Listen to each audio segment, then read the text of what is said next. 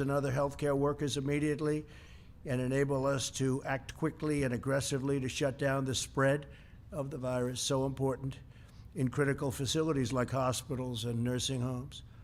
And we will ensure that we can give cities and states the best information to guide local decision makers in making. I want to point out that the hydroxychloroquine is being administered to 1,100 patients, people in New York, along with the Z-Pak, which is azithromycin. And it's very early yet. It started 2 days ago. But we will see what happens. I want to thank Stephen Hahn, who's a great doctor, left one of the best jobs in our country, running an incredible hospital in Texas. And he's the head of the FDA, and Stephen got approval for that so fast. Let's see how it works. It may not, but we may have some incredible results. We're going to know soon. So it's being tested on 1,100 people in New York. The FDA is also allowing the emergency use of a blood-related therapy called convalescent plasma as an experimental treatment for seriously ill patients. This treatment involves taking blood plasma from patients who have already recovered from the virus. So they're recovered, they're strong, something was good in them that worked. And so we take the plasma from those people that have recovered so well, meaning their plasma is rich in antibodies against the virus, and transfusing it into six patients very, very, very powerfully. So sick patients will be transfused with the blood taken to boost their immune system. We'll see what happens. And we're having some early results that are good, but we will see. And that's going, I think, very rapidly. Again, we got approvals in really very quick time. We're also looking at an approval for the sterilization of masks. I kept saying to myself, I'd see some of the masks are very complex. We're delivering millions, by the way, millions. But I kept saying, why aren't they able to use that mask a second, third, fourth time? And Mike DeWine, the great governor of Ohio, called me. They have a company that is in the final process of getting approval for the sterilization of masks. And in some cases, depending on the mask, some of these masks are very, very strong, very powerful, very strong material. They're able to sterilize the mask up to 20 times. So that's, I guess, like getting 20 masks. And so we worked on that. As soon as I heard from Mike today, I got involved, and the FDA is now involved, and we're trying to get a fast approval for the sterilization of masks. That would be a tremendous difference. It would be really helpful. While much of the research has to be done, we have a lot of research left to do. Obviously, this treatment on plasma has shown promising results in other countries. We're in communication with other countries, and very strong communications, and they're very reliant on us in just about all cases. We have the greatest people in the world. They're very, very anxious to find out how we're doing on our different things, whether it's a cure or whether it's really anything having to do with getting people better. We have some interesting things will be announced, I think, over the next few weeks, but we'll see what happens. They're being tested right now. The vaccines are moving along very rapidly. The vaccines are an answer, but I'd like to see if we could do something therapeutically so that we could take care of the people that are already sick. And we're working on that at a level that people would be amazed. These are incredible people. They don't stop. This method also has been used for more than a century, and that's the blood-related therapy.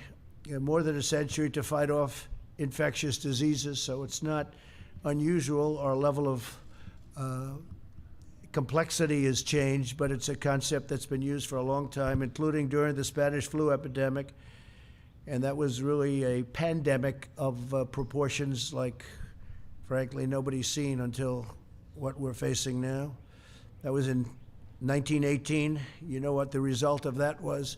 Probably from 75 to 100 million people were killed, and also other viruses like the one in this outbreak. This is a very tough one. This is a tough one because it spread so quickly, like nothing we've seen. It spreads so easily, so quickly. We're unleashing every tool in our nation's vast arsenal, economic, if you look, medical and scientific, military, homeland security is working very, very hard with all of them in order to vanquish the virus. As you know, every level of government, state, local, and federal, is working nonstop to obtain more personal protective equipment for frontline workers. We're delivering vast orders of this material. I'm going to ask a couple of the people here to join me that both make it and deliver it. Joining us today are the leaders of America's largest distributors of pharmaceuticals and medical equipment, including McKesson, Cardinal Health, Henry Schein, Owens & Minor, Medline, FedEx, and UPS. We just concluded a very productive meeting about ways to keep our supply chains and delivery systems moving at top speed. And maybe I'd like to just ask for a couple of minutes for Mike Kaufman to come up, and maybe Ed Paseka. Mike is with Cardinal, and Ed is Owen & Minor. But I appreciate, and if anybody else has anything, please come up. But if you could come up, Mike, for a second, and Ed for a second, just you could maybe say what you told me before when we had the meeting. Thank you. Thank you, Mr. President, and thanks for your leadership on this. Because of that leadership, we have really seen the government agencies working with industry like no time before.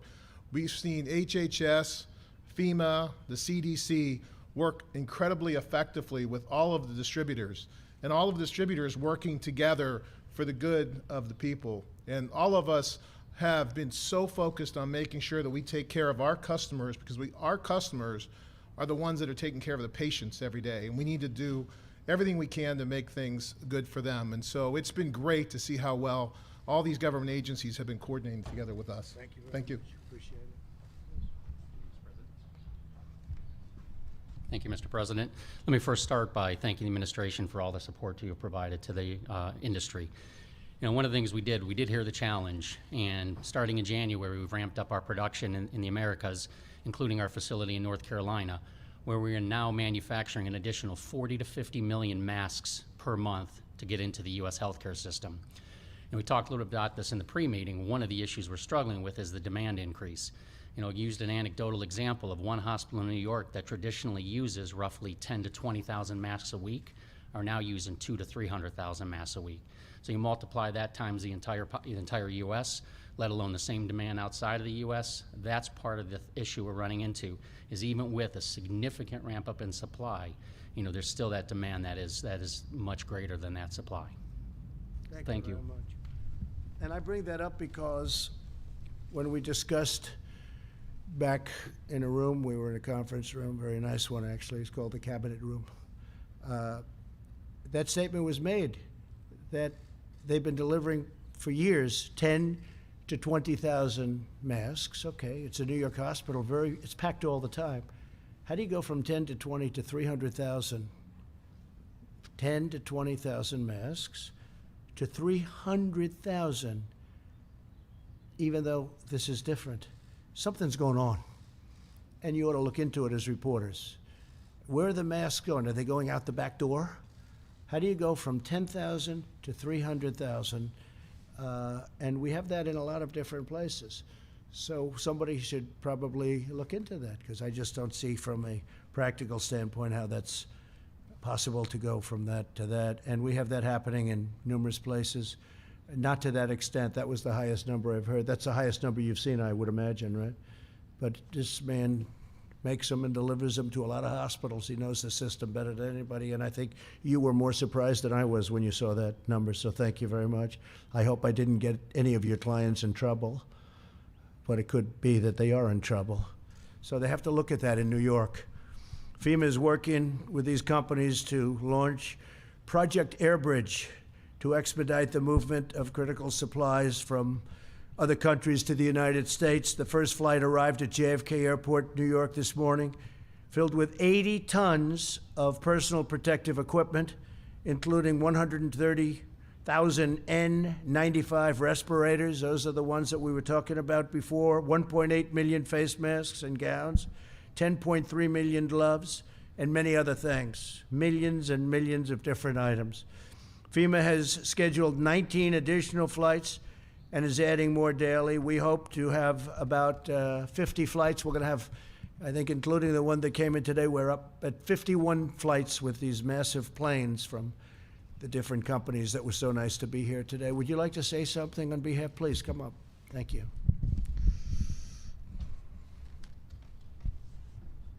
Thank you, Mr. President, for the incredible leadership. I will share with you that UPS is really proud to be part of this effort. Vice President Pence and I had the opportunity to speak before, and the way we're going to win this war is with great logistics, and UPS is going to be part of that effort. We have a big brown army, 495,000 UPSers across the country that are ready to deliver. We're bringing in the supplies from anywhere around the world as fast as we can so that they can serve the communities that need them most. We're proud to be partnering with the states as well, because we know that in partnership with those states, we can deliver what is needed everywhere. So thank you, Mr. President. Thank you very much. Great Thank job you. you're doing. Please. Thank you very much.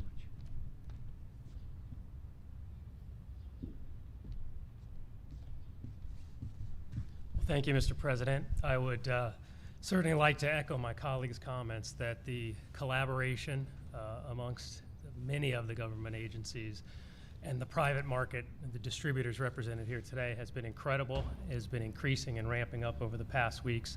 Today's first delivery of Operation Airbridge, I think, is the first evidence that it's working. The 51 flights you referenced, we're excited about. We look to build upon that.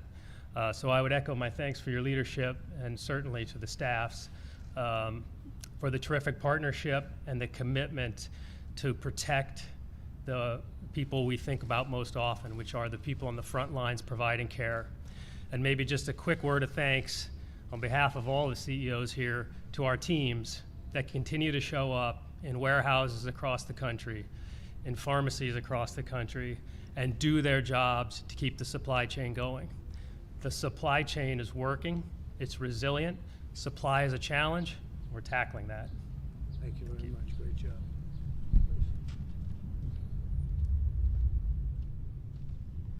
Thank you. Thank you, Mr. President, and thanks to FEMA and HHS.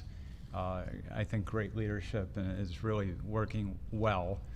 The demand has skyrocketed, and we're doing a lot of things to bring in more masks, more other protective apparel. We are involved in reprocessing masks, and we've already started at about 100,000 masks per day, and we hope to expand from there. So we're quite optimistic Great about job. it. Yeah. Thank you. Fantastic job. Anybody else, if you want? Yes, please. You're doing such a great job. We have to let thanks. everybody if they want. Thank you. Thank you, Mr. President. We appreciate the opportunity to work with your administration on a lot of collaborative fronts. Number one, we've all talked about PE products. That's critical, and it's not just to the hospitals. That's a must, but it's really to all healthcare providers out there working on the front line. So our commitment is there to get it to the hot spots and get it to the care providers that are taking care of those patients. It's absolutely key. Second, we talked in there about buying in America and getting resources back here and manufacturing in America. That is critical, a lesson to be learned from where we are. And lastly, we're proud that we introduced a test. We need to get some more tests out there in a rapid form. We're excited about that. We've worked with your administration very closely in the FDA, and we're very grateful for that because it's a quick, rapid antibody test that needed as well. So we're really proud to work with your administration. All going well. Thanks so much. Thank you.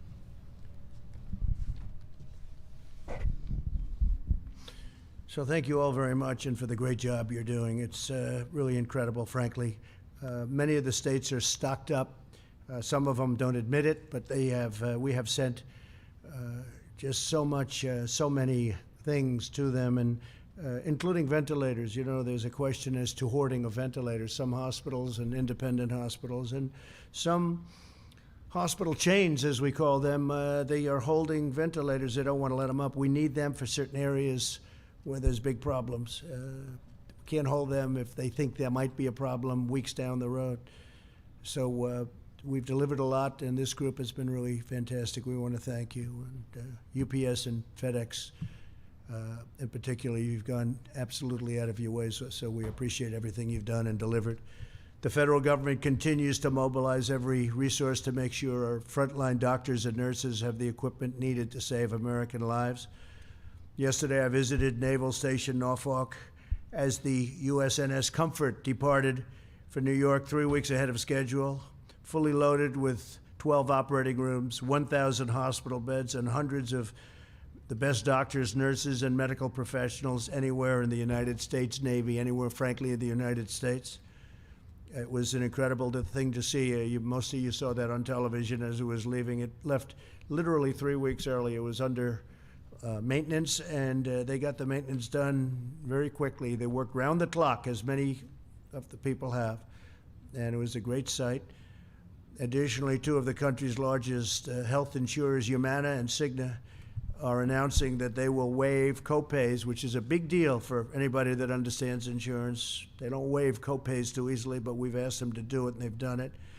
Co-insurance and deductibles for the coronavirus treatments to help ease the financial burden on American families during this pandemic. So they're waiving copays, co-insurance, and deductibles. I don't think anyone's heard of that one. Have you heard of that one before? I haven't heard. I want to thank them, great companies. Today I spoke with Wolfgang Puck. Wolfgang Puck is a great restaurateur, as you know, as is Jean-Georges and Thomas Keller and Daniel Ballou and other leaders in the restaurant business, which has been probably one of the hardest hit industries. I've directed my staff to use any and all authority available to give restaurants, bars, clubs incentives to stay open. You're going to lose all these restaurants, and they're not going to make it back. They have to get going. So what I'm doing is I'm going to tell Secretary Mnuchin and also our great Secretary of Labor, who you know very well, to immediately start looking into the restoring of the deductibility of meals and entertainment costs for corporations. That set the restaurant business back a lot when it was done originally and then done not so long ago. And we're going to go to deductibility so that companies can send people to restaurants. I think it'll have a tremendous impact and maybe keep them open. I mean, don't forget, some are closing right now, despite the fact that they could be open in the not too distant future. We expect that. But there are some that aren't going to be able to get open, and we want to make sure they do. So we're going to look at the restoring the deductibility of meals and entertainment costs for corporations so that corporations can send people to restaurants and take a deduction on it like they did in the old days. That was when restaurants were doing really well. The financial relief bill I signed on Friday provided historic relief for American workers and small businesses and includes $350 billion in job restoration and retention. So if you look at job retention loans for small businesses, that's a big deal, with loan forgiveness available for businesses that continue paying the workers. So it's $350 billion.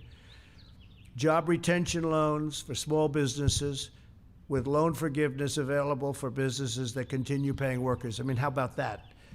$300 billion in direct cash payments are being sent to every American citizen earning less than $99,000 per year, $3,400 for the typical family of four. So they'll be getting a check for $3,400 for the typical family of four. Approximately $250 billion in expanded unemployment benefits. Under this plan, the average worker who has lost his or her job will receive 100% of their salary for up to 4 full months. Very antiquated computer systems that are 45 years old, and they're not prepared to handle this kind of did it. And if they don't get their money fast, I'm going to ask that we convene the federal government, that we come back to Congress, and we'll do something where we take care of it, because we can take care of it very easily and quickly, and I said that. But a lot of these systems are so old and so antiquated at the state level that they're going to have the money, they're going to get the money very quickly, but they're not going to be able to distribute it. So remember what I said, and we will, if we have to, call Congress back or find some other way of delivery of the money. Throughout this great national struggle, the American people have embodied the unrivaled patriotism and willpower that has led America to conquer every challenge, every single one in our nation's history. More than 90% of Americans say they are staying home as much as possible, putting their lives, their careers, their educations, and their dreams on hold out of devotion to their fellow citizens and to their country. Social distancing, that's the way you win. These shared sacrifices are pulling our nation together like never before. Family bonds are strengthening. Neighbors are looking after neighbors. It's incredible. You're seeing, everybody's seeing what's happening. Communities are rallying for the cause, and all divisions are fading away. The Americans of every background are uniting to help our nation in this hour of need. It's up to 151 countries. So when we say our nation and the world, when you think of it, 151 countries. Somebody said to me today that wasn't in this particular world, they didn't know that we had that many countries. 151 countries, that's something. And some are struggling at a level that nobody would have believed possible. If you look at Italy, if you look at France is having big problems. Spain is having incredible problems. Something we did very well is when we stopped the inflow from China at a very early level. That was a good thing to do, great thing to do. We would have had thousands and thousands of more deaths. And we also stopped the inflow from Europe at a very early level. But those things were very important, especially the initial one, because we had never done anything like it where we closed our borders to a country like that. The modeling put together by Dr. Birx and Dr. Fauci and our other top healthcare and these people are amazing. The healthcare experts who in this country are the best in the world. They demonstrate that the mitigation measures we are putting in place may significantly reduce the number of new infections and ultimately the number of fatalities. I want the American people to know that your selfless, inspiring, and valiant efforts are saving countless lives. You are making the difference. The modeling estimates that the peak in death rate is likely to hit in 2 weeks. So, I'll say it again. The peak, the highest point of death rates, remember this, is likely to hit in 2 weeks.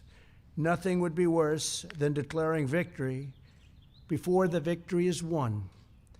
That would be the greatest loss of all. Therefore, the next 2 weeks and during this period, it's very important that everyone strongly follow the guidelines, have to follow the guidelines that our great Vice President holds up a lot. He's holding that up a lot. He believes in it so strongly. The better you do, the faster this whole nightmare will end. Therefore, we will be extending our guidelines to April 30th to slow the spread. On Tuesday, we will be finalizing these plans and providing a summary of our findings, supporting data, and strategy to the American people. So we'll be having lots of meetings in between, but we'll be having a very important statement made on Tuesday, probably Tuesday evening, on all of the findings, all of the data, and the reasons we're doing things the way we're doing them. We can expect that by June 1st, we will be well on our way to recovery. We think by June 1st, a lot of great things will be happening. I want every citizen in our country to take heart and confidence in the fact that we have the best medical minds in the world tackling this disease. We have the best science, the best researchers, and the best talent anywhere working night and day to protect your family and loved ones and to overcome this pandemic. With the grace of God, we are rising to the occasion. We are proving that no darkness can overshadow the eternal light of American courage. We will win, and when we do, we will rebound with astonishing force and speed. We will be stronger than ever, and we will have learned so much where something like this can never hurt us to the extent it has, and the world.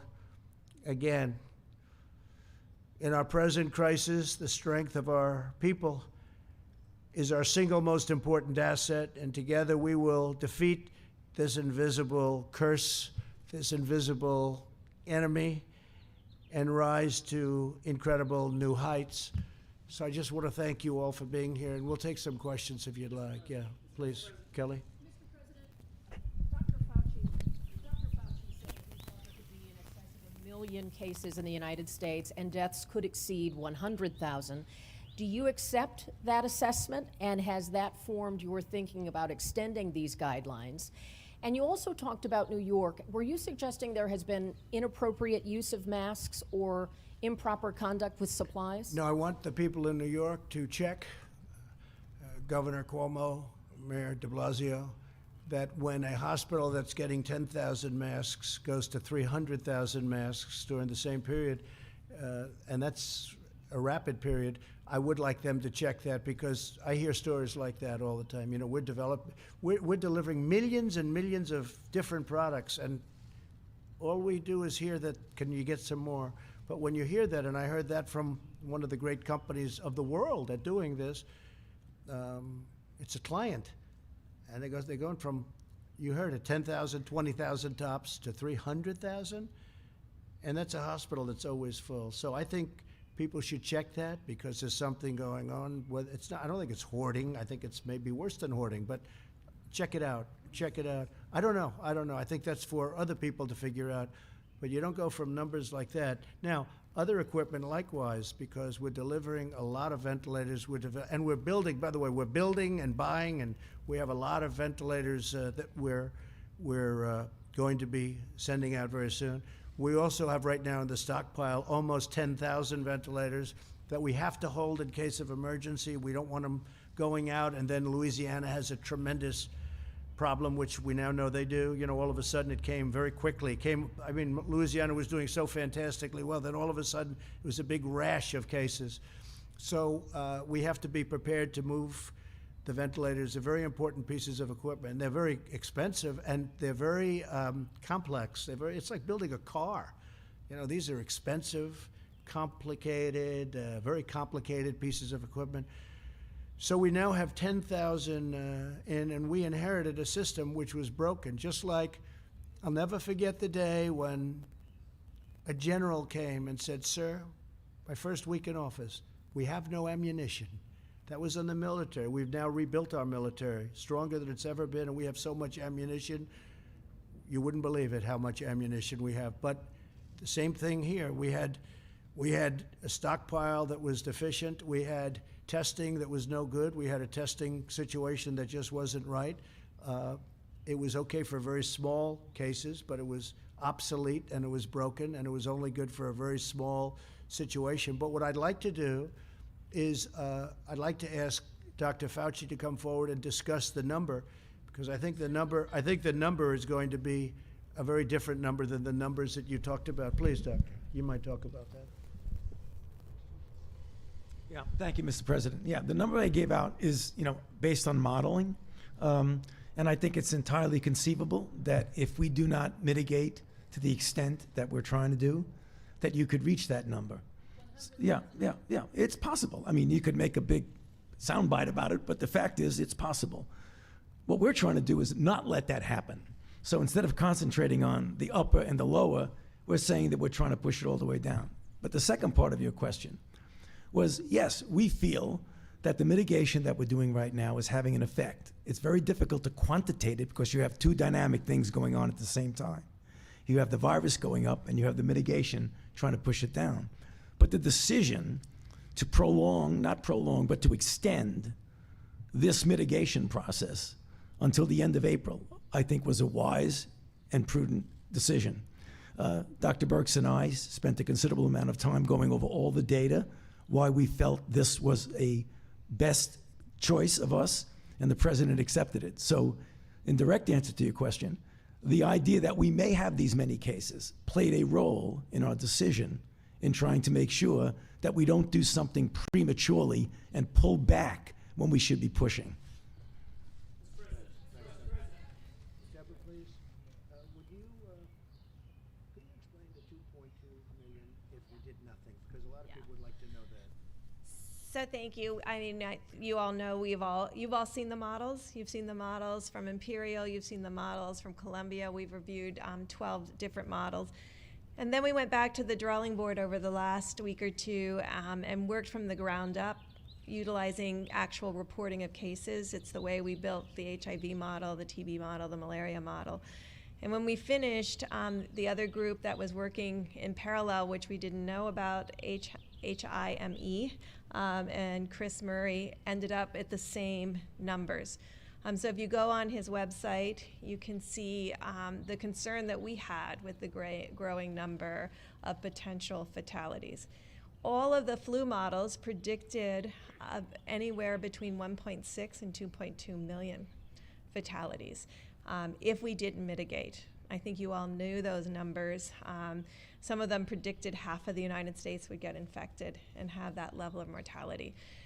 So we've worked very hard together to really look at all of the impacts of the different mitigations that have been utilized around the world and use that evidence base to really bring that data and that evidence to the president to consider for extending, which is not a simple situation when you ask people to stay home for another 30 days. And so they have to know that we've really built this on scientific evidence and the potential to save really hundreds of thousands of American lives. And we know that's a huge sacrifice for everyone. We know it's a sacrifice for every mother and child and father who's also self-isolating. There are people that have to go out to work, and we know the compromises that they're making, but it's all to protect not only Americans, but the healthcare providers that are on the front lines, and you've seen them, and you've seen how difficult this has been. And so we're really working. There will be a comprehensive piece presented on Tuesday that really talks about not only diagnosing individuals, but also increasing our surveillance now that we have more test kits so that we can really stop and contain new infections. At the same time, we're really dedicating test kits still to the critical diagnosis so people can get the treatment that they want. And so that we can ensure as when people come to the hospital that they know that the nurses and the doctors and the equipment that they need will be there to serve them. Because together as Americans, we're going to bring down the number of infections so we don't have 2.2 million deaths or 1.6 million deaths, but really work very hard to keep this in the lowest numbers we possibly can. I just want to reiterate, because a lot of people have been asking, well, what would have happened if we did nothing? Did nothing. We just wrote it out. And I've been asking that question to Tony and Deborah, and they've been talking to me about it for a long time. Other people have been asking that question. And I think we got our most accurate study today, or certainly most comprehensive. Think of the number, 2.2, potentially 2.2 million people if we did nothing. If we didn't do the distancing, if we didn't do all of the things that we're doing. And when you hear those numbers, you start to realize that with the kind of work we went through last week with the $2.2 trillion, it no longer sounds like a lot, right? So you're talking about, when I heard the number today, first time I've heard that number, because I've been asking the same question that some people have been asking, I felt even better about what we did last week with the $2.2 trillion.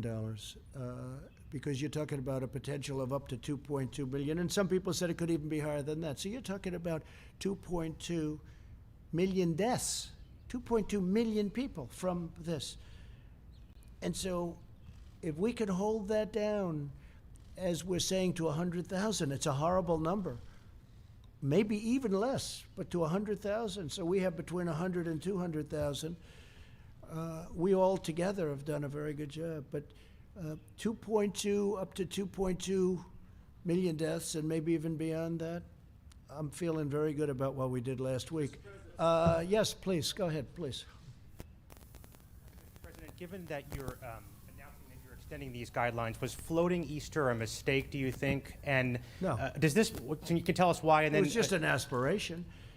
We actually will be hitting, potentially, this was with our meeting before, on Easter, we probably, well, that could be a peak. That could be a peak period. That could be the peak, sadly to say, that could be the peak number of deaths before it starts coming down. No, that was aspirational. We had an aspiration of Easter. But when you hear these kind of numbers and you hear the potential travesty, we don't want to do anything where, you know, we don't want to have a spike up. We don't want to do it soon, and then all of a sudden you go down, you're coming down, and then you start going up again, because we discussed that could happen. And we don't want that to happen. We've gone through too much.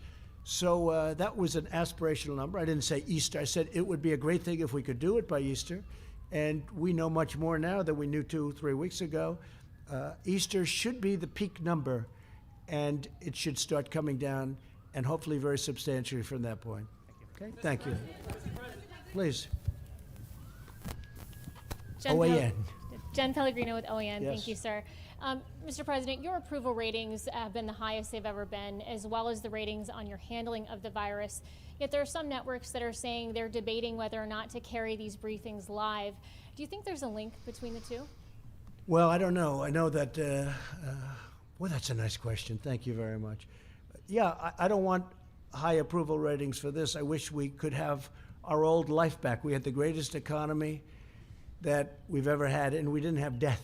We didn't have this. We didn't have this horrible scourge, this plague, you call it whatever you want, the virus.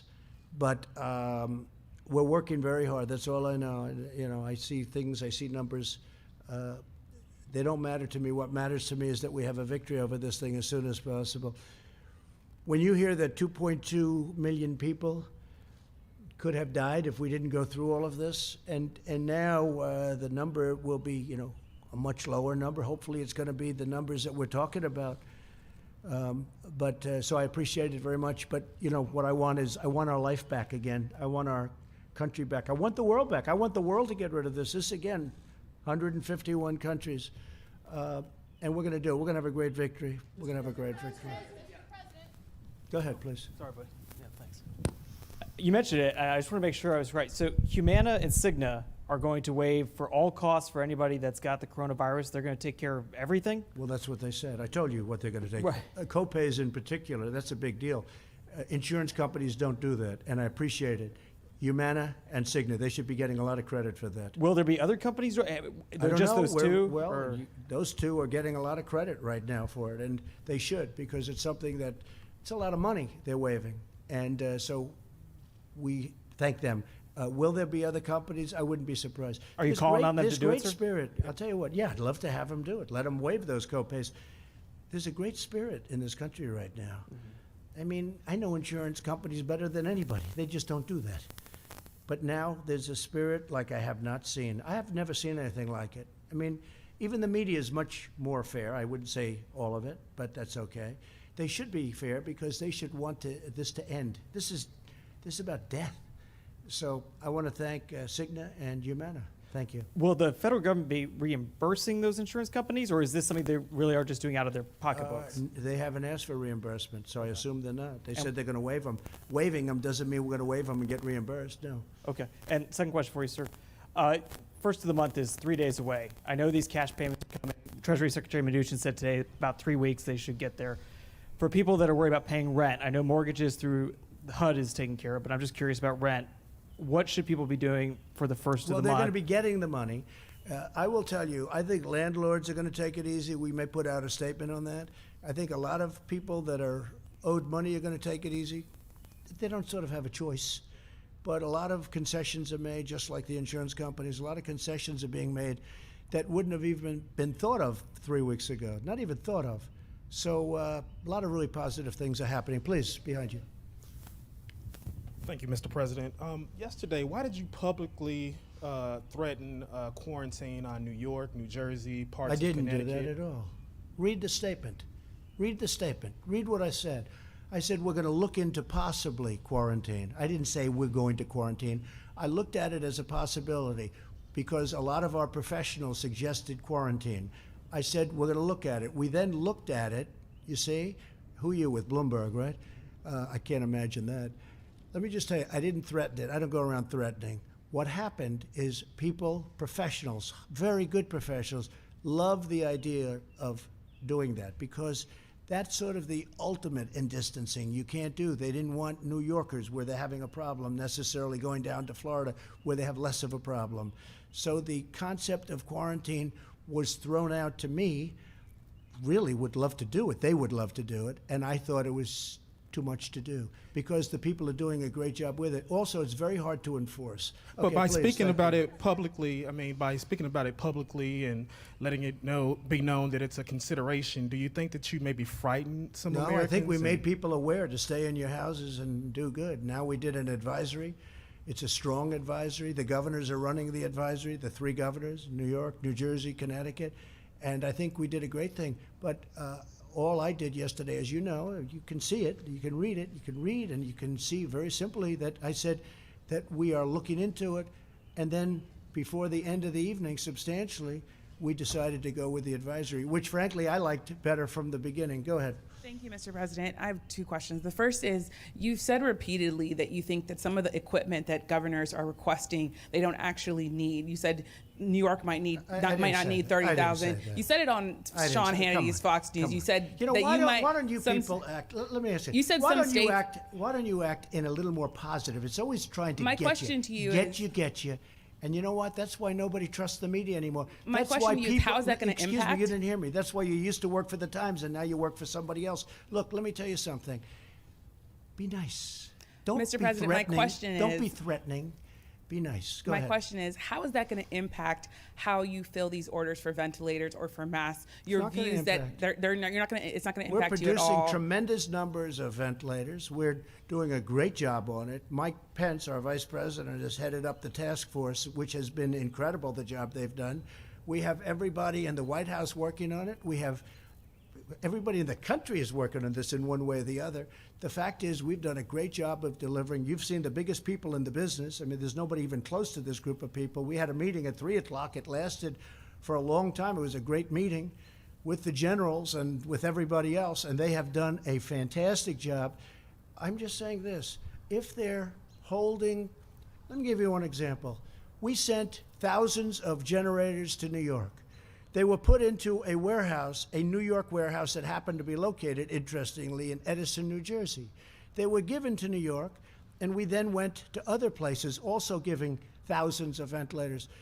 The people in New York never distributed the generators. We said, why didn't you distribute them? Now, you have to understand, they have New York people working in those warehouses. They knew they had them. So we said, why didn't you distribute them? I hope they've distributed them now, but maybe they didn't need them so badly. But just so you know, we're all, you, me, everybody, we're all on the same team. You know, when journalists get up, and you're a journalist, a fine journalist, when journalists get from up Sean Hannity. and ask questions that are so threatening. I was we're quoting all you on the directly same from your team. interview with Sean Hannity. Take a look at my interview. What I want to do is, if there is something wrong, we have to get to the bottom of it. When I hear face masks go from 10,000 to 300,000, and they constantly need more, and the biggest man in the business is like shocked. He knows all about the virus, by the way. He's not surprised by that. He knows all about it. He shouldn't be surprised. He should say, well, that's standard, because this is really a very tough disease. This is really a very tough virus to handle. Okay, Mr. please, go President, ahead. Mr. President, my second Go ahead. question, That's enough. is, Thank you very much. Mr. President, my second Please. That's enough. That's enough. That's not fair to your other reporters. It's not fair. You had a long time, a long question. If we have time, I'll get back to you for your second question. Is that okay? All right. Thank you. I appreciate it. Thank you, Mr. President. Just to follow up on previous questions, you said that the peak will hit in 2 weeks. Well, we don't know that, but we think the peak will hit. You think it will hit Right. in 2 weeks? That is our Sure. two doctors here. Can you just share with us your understanding of how bad it will be, so the American people will be prepared for it? Well, I can. I think I'll ask doctor and doctor. Maybe you could both come up and give your opinion on that, because that's really. And I have another question on Okay, Italy, please. please. Thank you. I mean, we have great concerns when you look at the model. As I told you, look at the Chris Murray model, where he shows a rapid escalation, and you can see it happening with the people we're losing every day throughout America. And you can see it going up, just like cases, and we're starting to lose people at the same rate. And we have deep concerns about that. And I think we're meeting, and we've had calls with the clinicians, and that has been extraordinarily helpful. I think you're watching the alerts. I mean, we have a different population than Italy or Spain. And so because of that, our doctors and our nurses are getting information back really quickly so that they can talk to each other about how to really combat this. We're seeing things here that weren't reported in other countries. And so I really want to appreciate, I know doctors and nurses are going full out, but they're also taking the time and their 2 hours of sleep to write us about what could be happening when you see the cardiovascular disease and others. So in the model, and there's a large confidence interval. And so it's anywhere in the model between 80,000 and 160,000, maybe even potentially 200,000 people succumbing to this. That's with mitigation. In that model, they make full assumption that we continue doing exactly what we're doing, but even better, in every metro area with a level of intensity, because we're hoping that the models are not completely right, that we can do better than what the predictions are. But we're tracking it very closely, and I think there's people around the United States really helping us. Scientists across the country have really given freely of their time to really help us not only model this, but really assure that the American public knows how important it is that they stay doing this. You know, you could see from the recent data, and I'll have Dr. Fauci talk about young people that are being impacted here. We didn't see that the same way in Europe, but our population is about 8 or 9 years younger. And so we have to be attentive to all aspects of this, to children, to young people, to adults. We know still the people with pre-existing conditions and the elderly are at particularly high risk, but we don't want to lose any American. And so that's why I think the president came to the conclusion that at a minimum we have to continue what we've been doing, but even better, to every metro area out there, we have to do better. We have to ensure that we're protecting each other. Tony, you want to? So, at the risk of offending my modeling colleagues, models are good, but models often generate the kind of anxious question that you asked, is how bad could this possibly get? And as I've said many, many times, a model is as good as the assumptions that you put into the model. And very often, many of these assumptions are based on a complexity of issues that aren't necessarily the same, as Dr. Burke said, from one country to the other. So when you give a model, you have the worst extreme, you have the best extreme. Often the worst extreme means that you don't do anything. You just, as we say, let it rip and let it go. If you go to the lower end, that means you've actually mitigated really to the utmost. So what I like to do as a scientist, a physician, a public health official, is to not ignore models, but say, look at the data as it's evolving and do everything you possibly can to mitigate that instead of getting overly anxious about the extremes of the model. Again, not to push them aside completely, but the reason the president made the announcement today about going to the end of April is because we want to make sure that we don't prematurely think we're doing so great. We may be, but we want to push it to the extreme. So take that with you, and maybe you'll be less anxious. Okay. President, on behalf of the foreign pool, sir, you mentioned Italy. Just to finish with, Sure. So what both were saying and what Dr. Fauci just brought up, we don't want to do well and then end a little bit early and have it start going up again, because that would be a disaster. Go ahead, please. You mentioned Italy. Italy is a close ally of the United Yes. States. They are facing catastrophic time. Yes. They have been receiving help from countries like Russia, China, even Cuba. Cuban doctors have been sent to Italy. Is the United States stepping in to Yes, help we a are. close In fact, ally like I Italy? met last night with our people. We're sending them a lot of different things that we're not needing because we're obviously in need of a lot also. And we're also helping them monetarily. We are helping Italy a lot. We're working very closely with Italy, and we're working closely with Spain too, which is really hit hard. And we're working with everybody. I spoke with Angela Merkel the other day. Germany's hit hard. Their mortality rate is different, I think, because they do more testing, but their mortality rate is much different. Italy's mortality rate is very high, so is Spain. But we're working very closely with them. Yes, we had a big meeting on it last night. Admiral Giroux, would you please come up and just talk a little bit about the tremendous success that's been made on testing from where we started? Thank you. Thank you, Mr. President. So as of close of business yesterday, we have been able to perform in the United States over 894,000 tests. So highly significantly increased every single day. Those tests are performed at a number of places, in hospitals, in your neighborhood, in the public health laboratories, the state public health laboratories and in our territories, as well as the large reference laboratories that are members of the American Clinical Laboratory Association. They have done over 650,000 tests, including over 840,000 just yesterday. I met with all their CEOs yesterday. They're fully committed to increasing testing to meet the requests and the demands of the President and Vice President. Couple words on the point of care test. Point of care means you stop, you get the result right there that the President and the Vice President have talked about by Abbott, approved in record time by Dr. Steve Hahn and the FDA. This is a point of care test, meaning that from the time to swab to the time you get a positive result, 5 minutes like the President said, and at most 15 minutes for a negative result. So just think of it as a 15-minute test. This is not an esoteric test. There are 18,000 of these little toaster-sized machines all over the country in doctors' offices and hospitals right now, and Abbott will be providing 50,000 or more tests per day starting on April 2nd, with the first shipments out already. This complements other point-of-care testing like the Cepheid test that we announced about a week ago. We also have moderate platforms, so it's not just about the number, it's the type. We have point-of-care.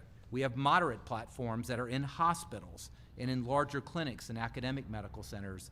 And then we have the very large test. You've heard Ambassador Birx talk about the Roche tests and the Roche platforms that are in some of these big reference laboratories. So it's not just about the number, but it's about painting this very complex ecosystem so that everybody who needs a test can get a test. On priorities, remember, we are still prioritizing those in most need, those who are in hospitals or in ICUs, because that test makes a difference to how they're being treated. Symptomatic first responders, healthcare workers, and as Administrator Verma will always say, those in long-term care facilities who are at high risk. One last point.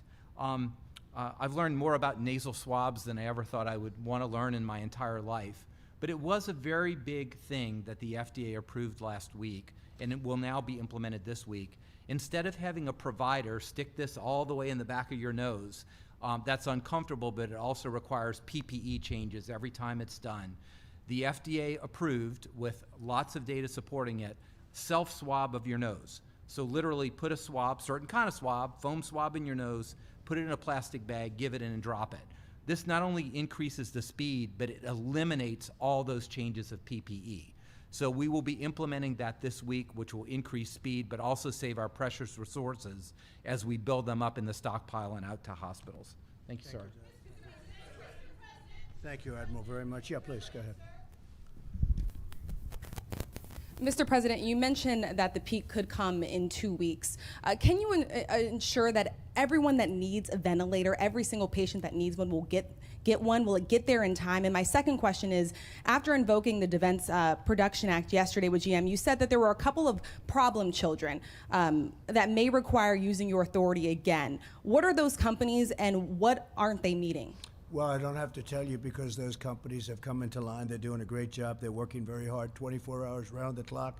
So I don't want to give their names now because they've been great. They've come into line. And by the way, General Motors is doing a fantastic job. I don't think we have to worry about General Motors now. They've really done a job.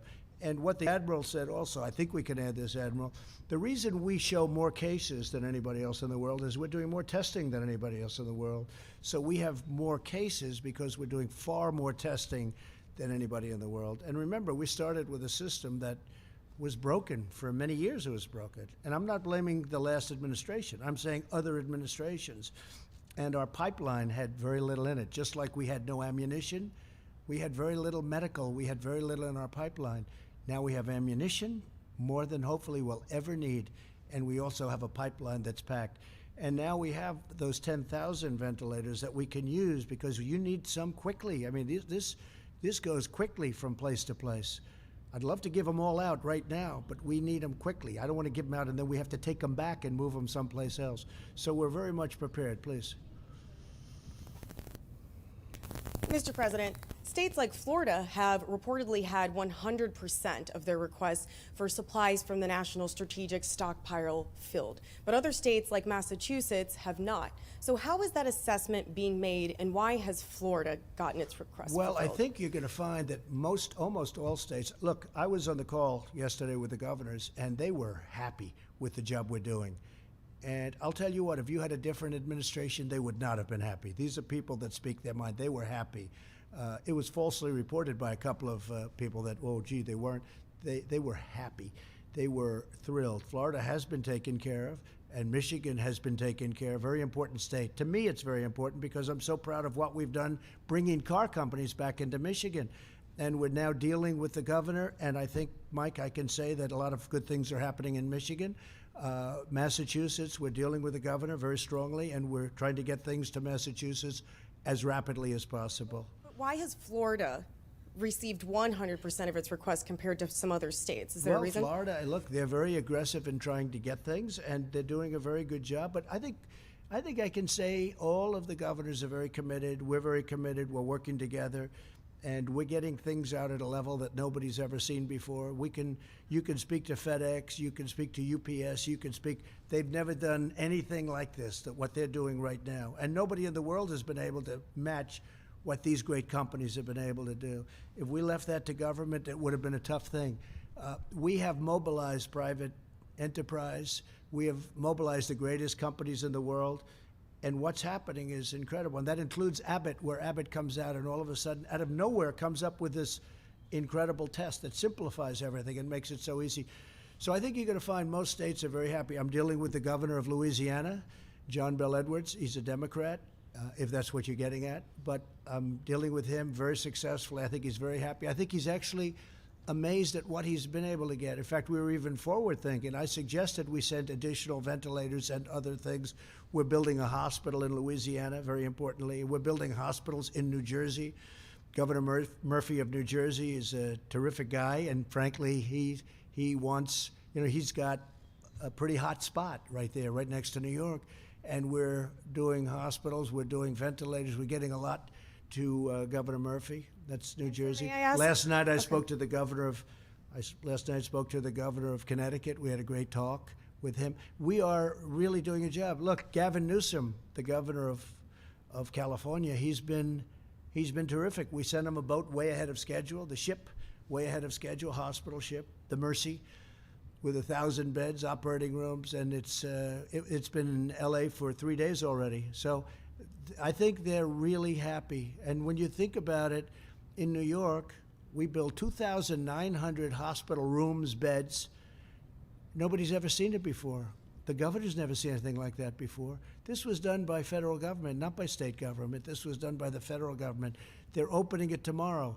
I wanted to be there so badly, but Secret Service and all of the people involved won't let me. They won't let me. I would love to be there, but they won't let me for obvious reasons. But I would have loved to have been at the opening tomorrow of the hospital in New York, Javits Center. But we're very proud of the job we've done. We've mobilized and getting better and better every day. And the task force headed by your vice president, the job they've done, and they don't even sleep. Okay, any other questions? Sir, may I just follow up on your letter to the governors that you sent, since we were on the topic of governors? You sent a letter to governors at the end of the week saying that you guys are going to be developing criteria to be able to classify counties based on whether they were hotspots or whatnot. And I wanted to know if you have enough tests currently to be able to accurately rank those counties. Yeah, we're ranking counties and we're ranking states. And a lot of people put out false information because they don't know what they're talking about. And we took over a dead, barren system. We took over a system that was obsolete. It was good for a tiny little sample of people. And even that didn't work because when CDC first looked at their test, the biggest problem they had is the test didn't work. That wasn't from us. That's been there a long time. Now we have the best tests in the world, and nobody has. Now they're all calling, can we get the quick test? We call it the quick test, where, by the way, probably more accurate, and it takes a few minutes. I mean, it's pretty amazing what we've done. No, we're getting along great with the governors. Yeah, go ahead, please. Mr. President, sir. No, go ahead, please. Okay. Thank you so much, Mr. President. I wanted to ask you more specifically about the strategy that you plan to unveil on Tuesday. What factors are you taking into consideration? What can the American people expect? And is it possible that these April 30th guidelines could be extended? Well, we hope not, but we think it's going to, we have aspirational thoughts. We would have loved to have been a little bit sooner, but we have to do it right. We could have done it. We could have done it on Easter, but there was a good chance that if it's coming down or if it's still going up, maybe it's going to be coming down by that, but we just felt it was too soon. We can't take a chance. Again, because of what we've done and because of the fact that we've stopped the flow from China so early, because the question is from a lot of my friends, why don't we just wing it? Why didn't we just wing it? And I kept asking, and we did models now. Finally, we got these models in. And you hear about the 2.2 million people would have died. I don't mean we would have had 2.2 million cases. These are 2.2 million people would have died. 2.2 million people. Look, we're going to have a meeting or speech or press conference or something on Tuesday. I thought what I was going to announce the end of April on Tuesday, but I said, let's do it now, because somewhere along the line it's going to leak. We might as well just do it now and get rid of all the leaks. This way it didn't, nice and clean. But we have to really do a great job for another couple of weeks, and I think we're going to be in great shape. And we're going to be in a position, even with what we're trying to do with restaurants, with deductibility, we have to get these restaurants back in. We have to get our businesses open. We have to get the planes flying. We have to get everything going. We have to get even the cruise ships. I mean, we have to get those cruise ships moving along. We had the greatest economy in the history of the world 3 weeks ago, and now we've said, please don't work anymore. We're actually paying people not to work. Nobody's ever heard that. That's not for us. People want to work. But at the same time, and I'm so glad that Dr. Fauci and Dr. Birx gave us a number. And the number on the outside, and maybe it's not even on the outside, we don't know, is 2.2 million people would have died if we didn't do what we're doing. And now we're looking at numbers that are going to be much, much, much lower than that. And it makes everything we're doing feel much better to me. Please, go ahead. Thank you, sir. I do have a question for you, but I'd like to let my colleague Gimish finish her second question, if that's all right. Go ahead. Thanks, Jeremy. I was going to call on you next. You know that. Thank you, Mr. President. You've also said that at one point that you thought more people might die from the economic tragedies and the economic problems in America due to the coronavirus outbreak. What health officials are telling you that? And Dr. Fauci, could you speak to that, the idea that there might be mental health and suicide related to this? Would that outpace at some point the virus's impact on the society? Well, Thank I could you. ask Dr. Fauci to come up, but it's common sense. You're going to have massive depression, meaning mental depression. You're going to have depression in the economy also, but you're going to have mental depression for people. You're going to have large numbers of suicides. Take a look at what happens in a really horrible recession or worse. So you're going to have tremendous suicides, but you know what you're going to have more than anything else? Drug addiction. You will see drugs being used like nobody's ever used them before, and people are going to be dying all over the place from drug addiction, because you would have people that had a wonderful job at a restaurant or even owned a restaurant. I spoke to great people today that have done a great job, and one day they're at the top of their business. They're celebrity chefs. They've got the most successful restaurants, and in one day they have nothing. They've gotten wiped out one day from our enemy, this invisible, horrible scourge. So when you ask me that, it's so easy to figure that. I mean, massive drug use, massive depression, mental depression, massive numbers of suicide. Anxiety causes, disease, they say. A lot of people, you're going to have tremendous. And hopefully we're not going to have that, because hopefully by what we're doing, we get the best of both worlds. We don't have 2.2 million deaths. We have a number that's much less, much, much less. And at the same time, we get our country running again. Please. Thank you. Thank you, Mr. President. You were next. He was very nice in doing it, though, nevertheless. Go ahead. Thank you, Which sir. is unusual for CNN. Two quick questions.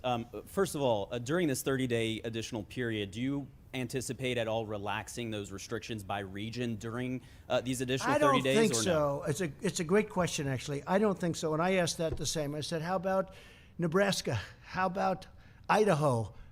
How about Iowa? And you know what? Those people are so great, the whole Midwest. They want to, I don't think they want to be in that position, actually. And probably, I was given a pretty strong look by these two people. They said, we don't like that idea. So, you know, we're relying on them.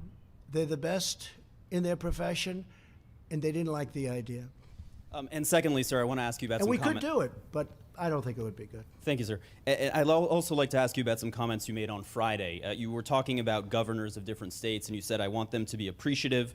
You also said, if they don't treat you right, But I didn't say don't that. call. I didn't These are say direct, that. No, it's direct such quotes, sir. Excuse me, ready? Take a look at what I said. I want them to be appreciative of me, okay? And then you cut it off because it's fake news. You and CNN. of your Listen, administration, just absolutely. Please, let me just finish it. You just said it again, and you know the answer's a lie. You know I that could your read you statement your is a full lie. comments, Let sir, me if just that say, would look, be easier. your statement and your response and your answer is a lie. Because here's the story. You ready? I said, I want you to be appreciative of me, and then you go on, and then I go on, and you cut it off. But it says You said, because I when want you're them not, to be appreciative. I don't want them to say things that aren't true. I want them to be appreciative. We've done a great job. And I'm not talking about me. I'm talking about Mike Pence, the task force. I'm talking about Thank FEMA, you. the Army Corps of Engineers. Thank you. But then you went on to say, if they don't treat you right, I don't call. He's a different type of person, I don't you call. said, referring to No, the I vice don't president. call. No, I don't call the governor of Washington Why in now. this time of- But Mike Pence calls, and the head of FEMA calls. I don't stop them. Did I ever ask you to do anything negative, Mike, to Washington, the state of Washington? Michigan, I love that state. That's one of my favorite places in the whole world, Michigan. And I'm so proud of what's happened with the auto industry. It's coming back to Michigan. No, I don't have to call because I'm probably better off not, because we don't get, he's a failed presidential candidate. He's a nasty person. I don't like the governor of Washington. So you know who calls? I get Mike Pence to call. I get the head of FEMA to call. I get the admiral to call.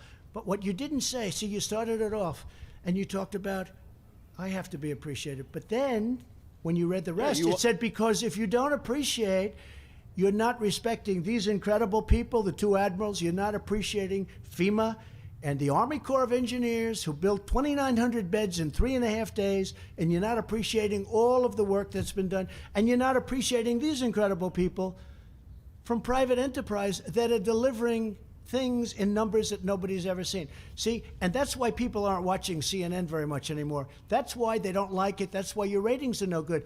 Because you, even after knowing the truth for days now, you bring up the old lie. Read the rest of your question, the rest of your statement, you didn't put in. You have to put that in. And it said in there, FEMA, and it said in there, Army Corps of Engineers, because when they disrespect me, they're disrespecting our government. And you know what? I don't mind if I'm disrespected, but they can't disrespect the Army Corps of Engineers and FEMA. Okay. Why is the lack of Please appreciation? go ahead. I want them to appreciate the incredible job we're doing. We are doing a job the likes of which has never been done before.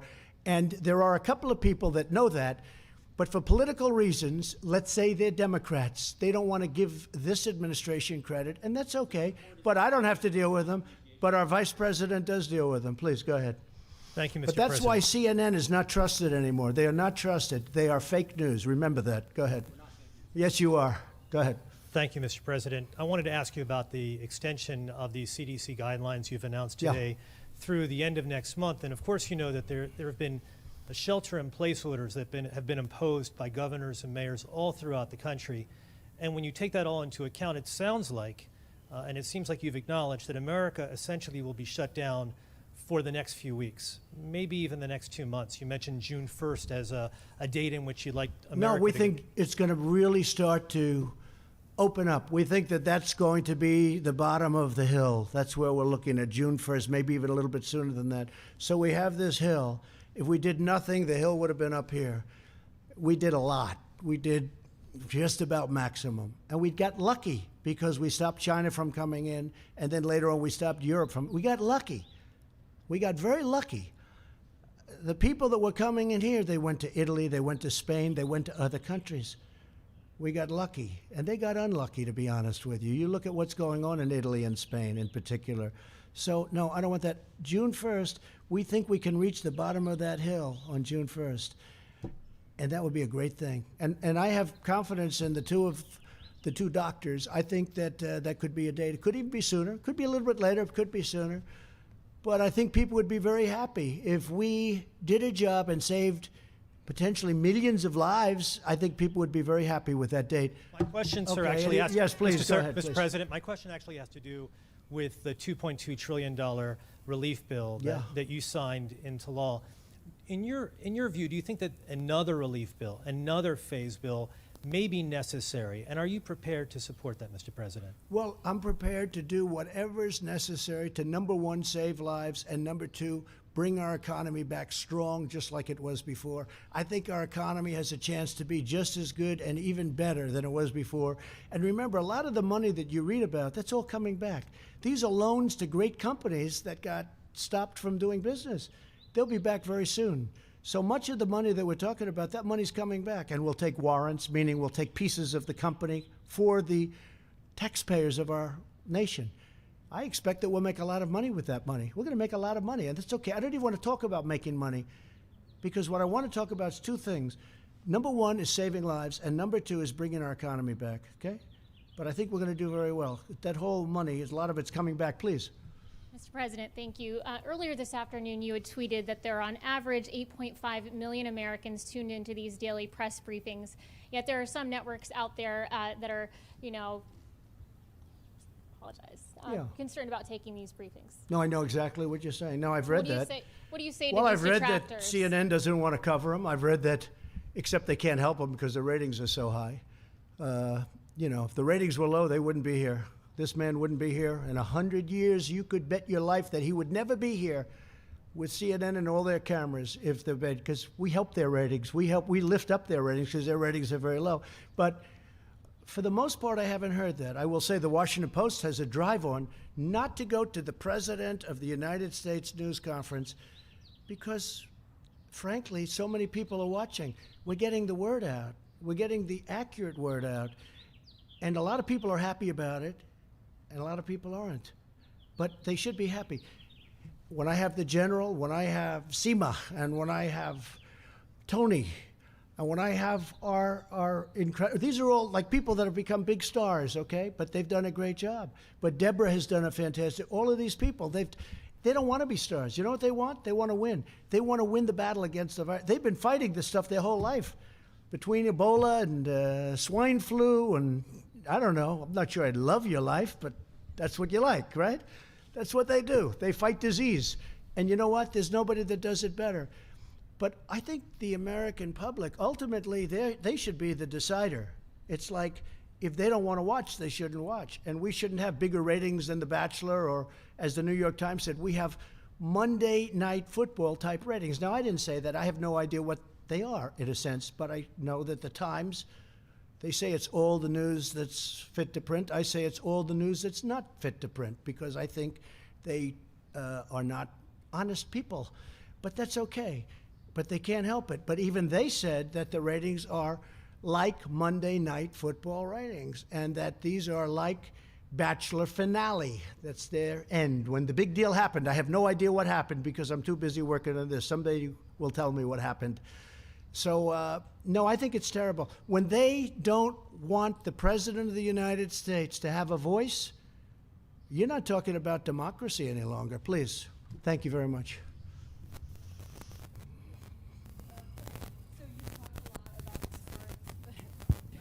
Thanks, Mr. President. You've talked a lot about concerns about leaving the economy for so long. Was there any dissent from your top economic advisors in your decision to leave the guidelines in place until the end of April? No, and this is before we heard the 2.2 million people. I mean, we had a lot of people who were saying maybe we shouldn't do anything, just ride it. They say ride it like a cowboy. Just ride it, ride that sucker right through. That's where the 2.2 million people come in.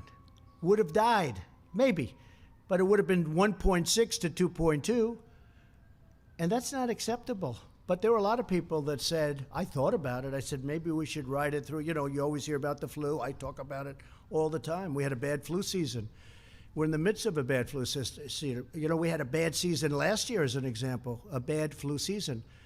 And you'll have 35, 36, 37,000 people die, sometimes more, sometimes less.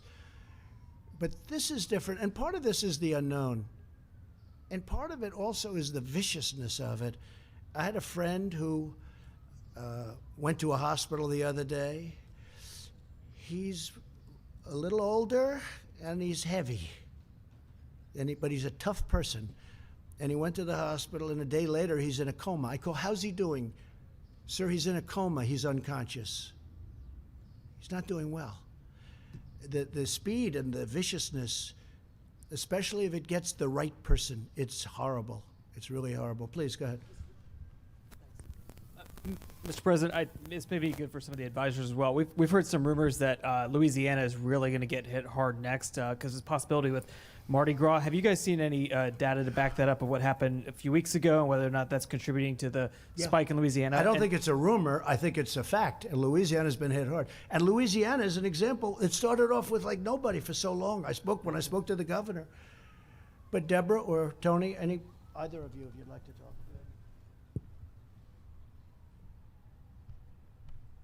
You know, I think you heard us talk about a week ago that we were very worried about the numbers and how they were increasing in Louisiana, how they were increasing in Cook County, how they were increasing in Dearborn and Detroit. And I think those are areas that we're still watching very carefully. And like the President said, when people get this virus, some people do very poorly. And when certain metro areas get exposed to the virus, we see this really very rapid expansion of the virus.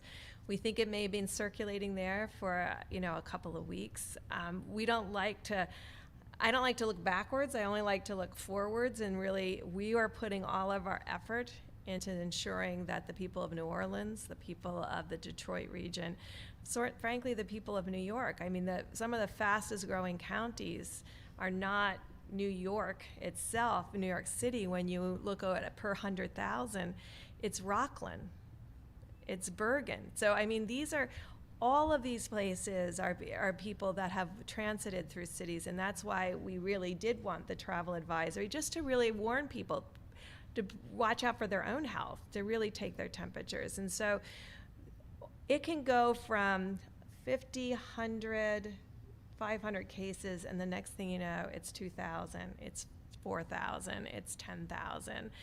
And because it then gets across all communities, people get very sick. You know, you made the comment about New Orleans.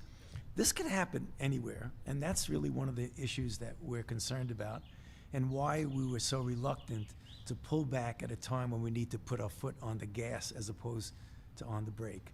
And as what Dr. Berg said, this is exactly what you see. There are a number of communities, cities, states, what have you out there in which they're trickling along like that.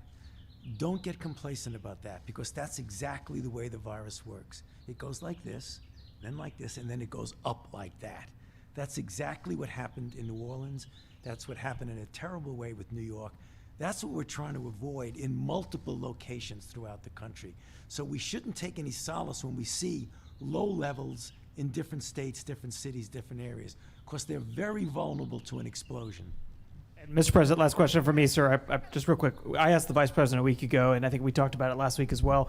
You took the test that first time, I remember that, and I think you took it last week, Mr. Vice President. Have you had a chance to take it again? Does it get easier the second time around? Do you feel, how are you feeling? I think I'm waiting for that little 45-minute test. I sort of like that, or now it's down to 5 minutes, I understand. But no, I haven't, but I think I will take it again if it's appropriate. I don't feel there's any symptoms. I don't notice, have you noticed any sniffles? Nothing, right? So far I haven't felt that way, but there was a big, strong point made originally. I think it still holds. Take the test if you need it, if you have the symptoms. If you don't take it. That's put out by the professionals, so I don't have it, but I would take it. I just wanted to say one thing also about what Tony had mentioned. So I grew up in Queens, New York, and right next to a place called Elmhurst, Queens. And they have a hospital that's a very good hospital, Elmhurst Hospital, right? I've known it. I've known where it is. I can tell you the color on the outside, the size of the windows. I mean, I know it very well, right? I was near my community where I lived. And I've been watching that for the last week on television. Body bags all over in hallways. I've been watching them bring in trailer trucks, freezer trucks. They're freezer trucks because they can't handle the bodies. There's so many of them. This is essentially in my community, in Queens, New York. I've seen things that I've never seen before. I mean, I've seen them, but I've seen them on television in faraway lands. I've never seen them in our country. Elmhurst Hospital, unbelievable people. I mean, when I see the trucks pull up to take out bodies, and these are trucks that are as long as the Rose Garden, and they're pulling up to take out bodies, and you look inside and you see the black body bags. You say, what's in there? It's Elmhurst Hospital. Must be supplies. It's not supplies, it's people. I've never seen anything like it. So these people are doing a fantastic job, and somebody else who's doing a fantastic job is sitting here, who is the head of the task force. And I just maybe want to finish off because I'd like to ask Mike, what do you think about what we've done, and where do you think we're going, and how do you feel also, and you've studied this so closely, how do you feel about the curve and the June 1st date? And that's aspirational, but I think that's really modified aspirational, because I think we're going to hit it, and maybe we'll even beat it. Okay, Mike, please. Thank you, Mr. President, and let me just join you in thanking the American people for the efforts that the people of this nation have made over the past 15 days, and that we know they will continue to make over the next 30.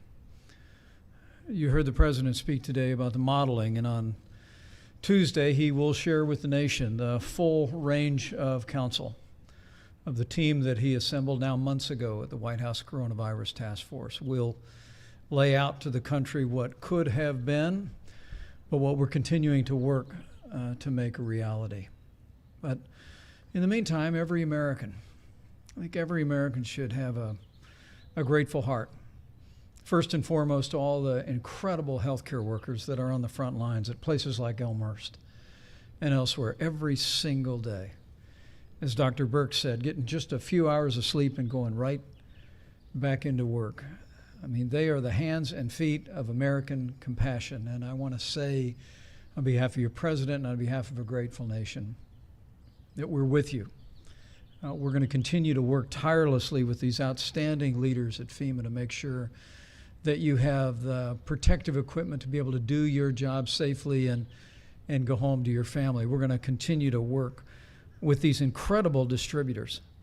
Literally, the aircraft that landed at JFK this morning is the first of 51 aircraft that are going to be coming in from around the world, and it's all headed to support our healthcare workers and people that are on the front lines. But also, Mr. President, I want to say thank you to American businesses whose generosity is shining forth every day. The two insurance companies that you mentioned have waived co-pays and are providing full coronavirus coverage to Americans for the full treatment that people that are enduring this virus are experiencing. But American businesses like those so well represented here are stepping up every day with what the President likes to call a spirit, the likes of which we haven't seen for quite a while in this country. And it's truly inspiring. I also want to join your words about this team that you've assembled, not only the healthcare team, the extraordinary team at FEMA and HHS, but all of our partners at the state and local level and the work that they're doing.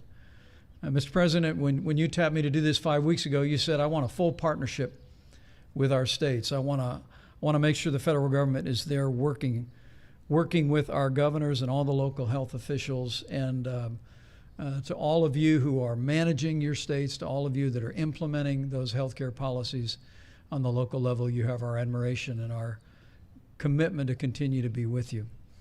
And I think what the President laid out today, while it is, I'm sure, for many Americans that were hoping we would be with this sooner, there may be a modest sense of frustration and disappointment. But what I hear, speaking to these healthcare experts, is that there is light at the end of the tunnel. And that as the American people continue to put into practice the President's coronavirus guidelines for America, as each one of us continues to do our part, social distancing, avoiding groups of more than 10, using a drive-through at local restaurants, avoiding unnecessary travel, as every American continues to listen to your state and local leaders, to heed that domestic travel advisory that the CDC issued on Saturday night. We're going to hasten the day that we get to the other side of this, as the President said, and that we truly do believe that while there are challenges in the weeks ahead, there is hope. That as every American continues to put these guidelines into practice, as every single one of us continues to do our part, that we'll get through this. I mean, when the American people know how tall the hill is, Mr. President, we've never failed to get over it, and then some. And I think with your leadership, with this extraordinary team that you've assembled, with the great leadership that we have at state and local levels, the partnership with American businesses, and the can-do spirit of the American people, we'll get through this, and we'll get through this together. Thank you. Thank you, Mike. Thank you very much, Mike. So I just want to end by saying that we're all in this together, all of us. I have never seen anything like it. The unity, the esprit de corps, the spirit, I've never seen anything like it. It's a beautiful thing to watch. Unfortunately, the enemy is death. It's death. A lot of people are dying. So it's very unpleasant. It's a very unpleasant thing to go through. But the level of competence, the level of caring, the level of love, I just think it's brilliant. And it's possibly happening in other countries. Possibly, I don't know. I can't speak to other countries, but I can speak to the United States of America. And I've said it before, and I'll say it again. I am very proud to be your president. Thank you very much. Thank you, everybody. Thank you.